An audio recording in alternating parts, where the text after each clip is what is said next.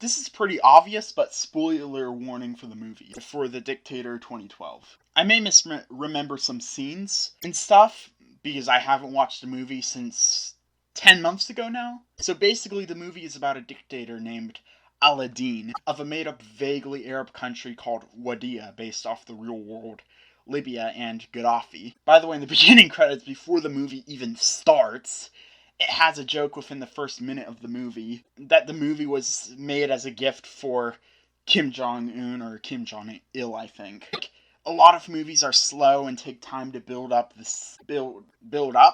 but The Dictator, within the beginning credits, there's a joke in it. Like, it's just riddled with jokes within the entire movie. Like, there's no build up or anything. It's just, the whole movie is just bam, bam, bam. The beginning shows him cheating at sports, renaming all the words in his country's language to Aladdin. A doctor saying, "Do you want the Aladdin news or the Aladdin news?" to a patient. Also having sex with prostitutes and celebrities and shit, including some poopy butt sex with men. By the way, the movie is full of sex scenes, just warning if you feel like watching. I don't really like that sort of thing. And he has stunt doubles for all his speeches and shit to prevent him from getting assassinated. Him executing the workers helping him build nuclear bombs because he wants the missile tips to be pointy. So he has to do a speech at the UN in New York. So he goes to New York with big-ass hotels and tons of camels and bodyguards that carry him through the streets. And they played specifically an Arabic dub of the Snoop Dogg song last episode over that exact scene. You know, the song that goes dun dun dun dun dun dun dun dun dun dun dun dun dun. This movie is literally so early to mid-2010s humor. And he goes to his hotel where some fat American guy talks about how he hates literally every non-American, not even just non-white either. But he's willing to be his bodyguard still. And then the bodyguard guy captures Aladdin and tries to kill him in a dungeon with all of his equipment. But all of his equipment is so shit, so he just shaves the dictator's beard off so no one recognizes him and just releases them onto the street of New York. Meanwhile, as the security team earlier just gets some random, like, Down syndrome guy from the desert and puts on a fake beard on him to make him look like Aladdin to do the UN speech. Also revealed later on that they intentionally kidnapped Aladdin and got a replacement since they were trying to get a deal for oil money with Chinese and American billionaires, and Aladdin didn't want that. So Aladdin, clean-shaven, finds a random leftist SJW woman to be his girlfriend on the street, who takes him to her fancy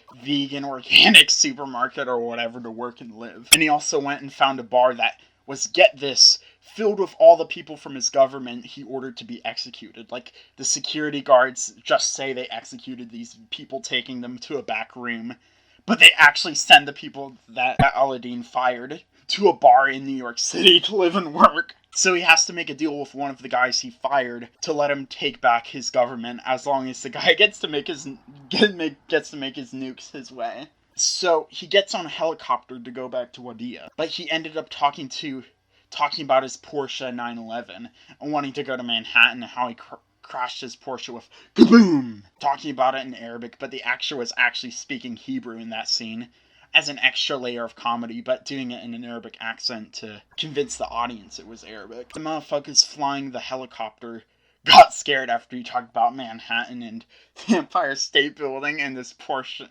911 going kaboom. So he got kicked off the helicopter and arrested, but his girlfriend managed to bail him out. To be honest, I kind of forgot the rest of the movie after this, but I remember how he managed to get back into the UN building and do his speech while the Down syndrome stunt double was locked in a room somewhere or killed somewhere, I don't know. He made a big-ass speech about how bad America was, but also how his country should start democracy, just simply because his leftist girlfriend was watching, so he wanted to look good by talking about democracy. So he made everyone clap, and then he married the leftist woman, and it was revealed she was Jewish, and the leftists singing like he hated Jews, but he had to just say, yeah, I totally like Jews. This movie is insanely funny, like, just riddled with jokes. You have to watch it. Like, even my explanation doesn't give it justice. Especially 2009 to 2016 internet humor. Like, it just feels more like something a mid-2010s YouTuber would make than a high-budget movie. Like, something SML or Smosh would make back in the day. It's also interesting because it makes fun of dictatorships,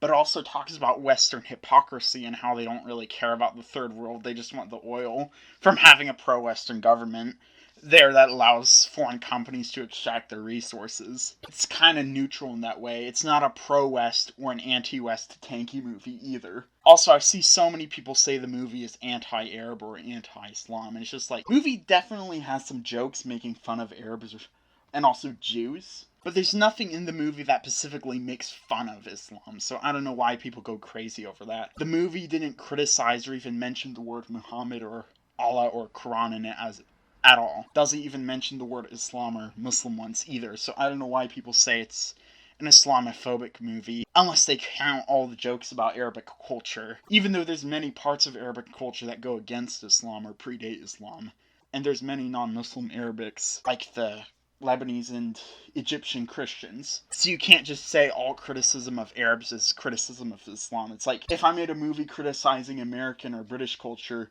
it'd be fair to say that it's an anti-Christian movie, or an anti-atheist movie, or an anti-Jewish movie. That doesn't make sense. I don't know how people get that. And people just fearmonger over random movies and books saying it's bad without ever actually reading it, watching it to find what offends them in it. They just assume shit and go crazy over it. Anyway, thanks for watching this.